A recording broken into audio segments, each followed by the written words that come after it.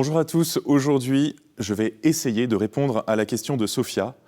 Pourquoi Dieu laisse-t-il mourir les enfants, et particulièrement ceux atteints de maladies incurables?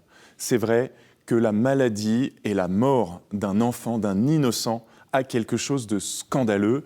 Cela nous révolte et nous sentons bien qu'une vie qui commence ne doit pas s'arrêter si tôt. L'enfant n'a rien fait pour mourir.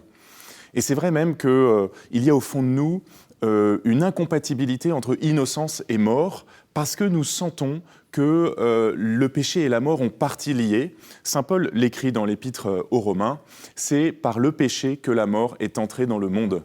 Et c'est effectivement l'enseignement du livre de la Genèse.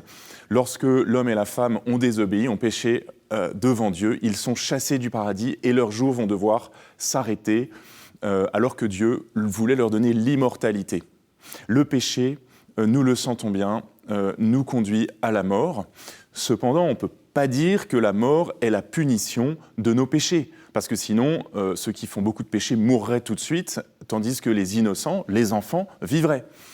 Donc, cela est mystérieux, ce lien entre le péché et la mort, et nous sommes tous atteints par la mort. Nous le savons, c'est la loi commune de l'existence, et nous sommes tous pécheurs aussi. Alors, la question, c'est qu'est-ce que Dieu fait pour les innocents ? Est-ce qu'il les abandonne à leur triste sort ? La Bible se pose la question, et c'est dans le livre de Job, très connu livre de Job, que nous avons l'explication, ou en tout cas la méditation la plus profonde. Job est un innocent, c'est un juste. Il est atteint d'une maladie terrible, incurable. Il est au bord de la tombe. Ses amis viennent le voir pour le consoler, et ensemble ils méditent sur le sens des souffrances du juste.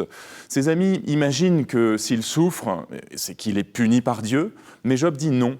Non, ce n'est pas ça. Et il ne trouve pas la réponse à sa question. Et au fond, il n'y a pas de réponse à cette question. Nous ne savons pas pourquoi l'enfant meurt. Nous ne savons pas pourquoi le juste souffre. C'est absurde. C'est un mystère. C'est un mystère. Mais ce n'est pas le dernier mot de Dieu. Si nous continuons à lire la Bible, nous arrivons à l'Évangile, Jésus-Christ qui s'incarne, qui vient au milieu des hommes. Et lorsque Dieu se fait homme, que va-t-il vivre ? Eh bien, il va traverser lui aussi la souffrance et aller jusqu'à la mort sur la croix, alors même qu'il est innocent. L'enfant de Dieu est mis à mort par les hommes de façon tout à fait injuste, si bien que Dieu lui-même se met du côté de ceux qui perdent leur enfant. Dieu se met du côté de ces mères éplorées dont l'enfant est malade, dont l'enfant va mourir. Il est avec eux. C'est ça la grande réponse de Dieu.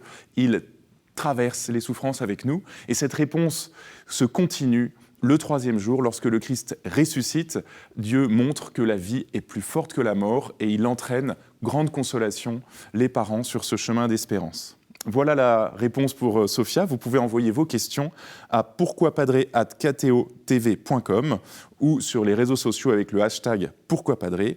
Rendez-vous sur ktotv.com pour retrouver toutes les vidéos. Au revoir.